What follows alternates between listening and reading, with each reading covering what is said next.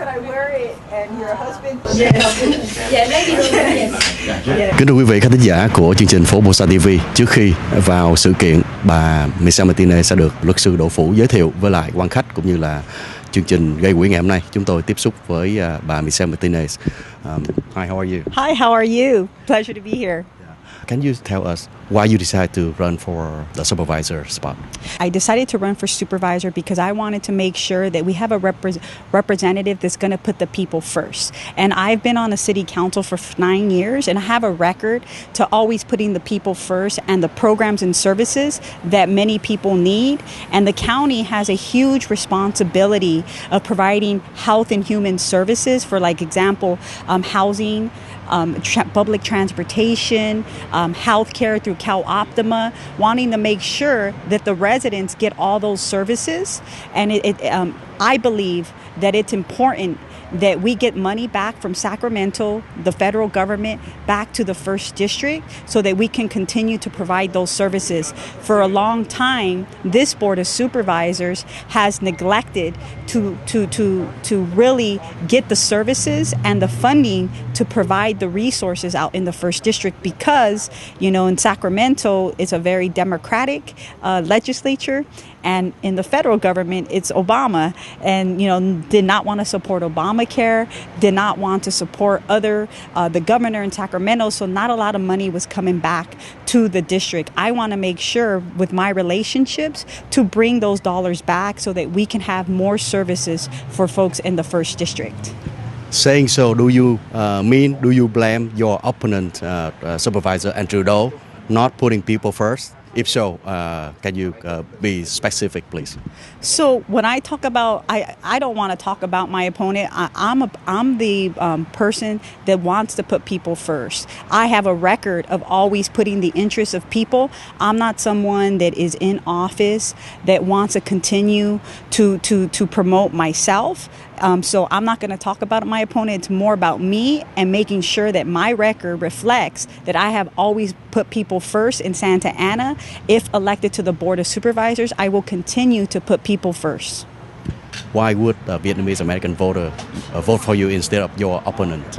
So look, at the end of the day, for those that don't know me in the Vietnamese community, I would hope that you would go onto my website, give me a phone call. My personal cell phone is public, to share with you that I believe that we need representation that's going to bring the community together. You know, I know that for many folks in the Vietnamese community, you'll have put together Tet festivals, you have put other cultural events together. I want to be supportive of those. I don't want to do my own events. I want to make sure that I'm inclusive with the entire community so that we work together. I'm all about building bridges, not tearing them down. And so we need to come together as one community, whether I'm Latino or Vietnamese. It shouldn't be about that. It's about making sure that you have the right representation and that's going to fight for you and fight to bring back the resources back to the first district.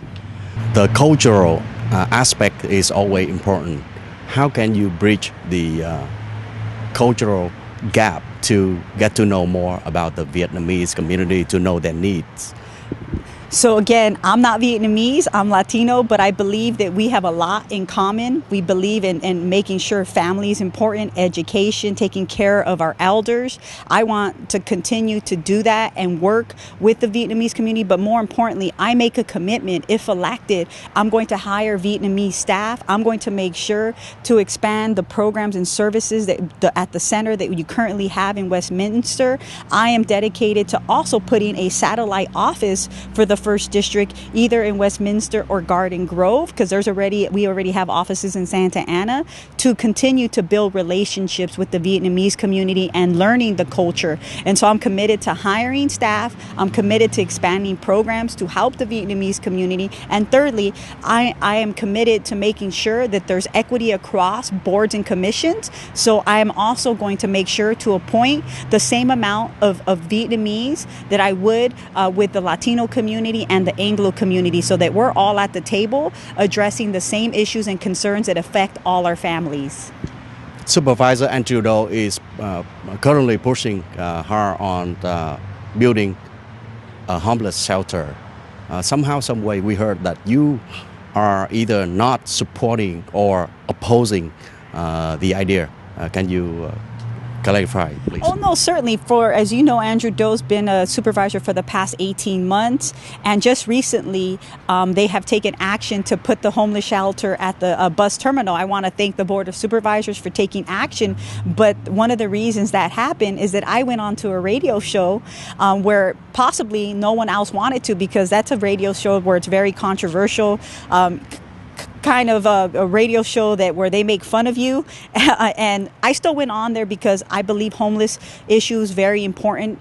It's an issue that's affecting us all, not just in Santa Ana in the Civic Center.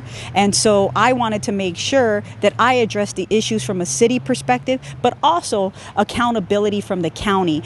We all know that the responsibility of homelessness, the federal and state money goes to the county. It does not go to the city. And so we need to work hand in hand. I'm not here to blame the county or the city of Santa Ana, but how can we bring our resources together to address a very important issue in this county? Some will say, well, you didn't support the bus terminal.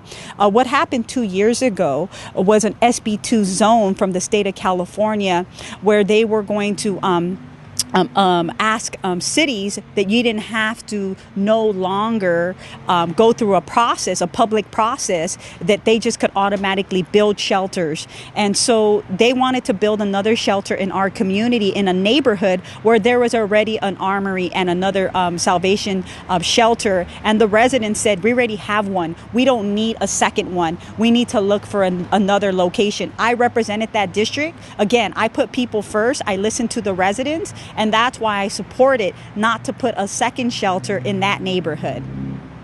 Finally, give us some short statement to conclude our talk today. I hope that on November 8th that the Vietnamese community will support Michele Martinez, because at the end of the day, I want to bring the community together and I want to work with the Vietnamese community. And I look forward to anybody who wishes to speak to me. They can call me on my cell phone, 714-887-9845. I want to be a representative that is accessible to everyone. And so again, my cell phone is 714-887-9845. Thank you. Thank you very much. Of course.